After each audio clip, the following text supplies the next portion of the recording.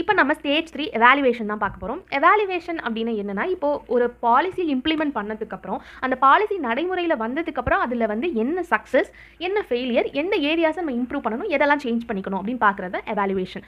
இப்போது இதை எப்படியெல்லாம் நம்ம கவர்மெண்ட் பார்க்குறாங்கன்னா, வேரியஸ் வேஸில் வந்து பார்க்குறாங்க. பார்லிமெண்ட் கமிட்டிஸ் வந்து உருவாக்கி அது மூலியமாக அவங்க வந்து இதை செக் பண்ணுறாங்க. கவர்மெண்ட் அப்பாயிண்டட் கமிட்டிஸ் உருவாக்குறதுனால, இன்ஸ்டியூஷன் சிஏஜி இது மாதிரி இன்ஸ்டியூஷன்ஸ்னால, legal measures, RTI right to information act மூலியமா, என்ஜிஓஸ் மூலியமா, இன்டர்நேஷனல் ஆர்கனைசேஷன் மூலியமா இந்த பாலிசி வந்து சக்ஸஸ் ஆயிருக்கா, இந்த ஸ்கீம் சக்ஸஸ் ஆயிருக்கா அப்படின்னு சொல்லிட்டு அவங்க பார்க்குறாங்க.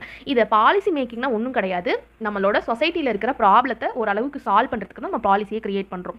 இது வந்து ஒரே நேர்கோட்லையும் இருக்கலாம், இல்லை சர்க்குலர் மோஷன்லையும் இருக்கலாம்னு சொல்கிறாங்க. இப்போ ஒரு நேஷன் இருக்குது, இல்லை ஒரு கவர்மெண்ட் இருக்குன்னா உலகத்தில் எந்த டைப்பில் வேணால் இருக்கலாம். ஆனால் இந்த மெத்தடை தான் வந்துட்டு பாலிசி ப்ராசஸ், இந்த மெத்தடை தான் வந்து கிரியேட் பண்ணி இந்த மெத்தட் மூலியமாக தான் வந்து அவங்க மேக்ஸிமம் இம்ப்ளிமெண்ட் பண்ணுறாங்க. ஓகேவா? தேங்க்யூ.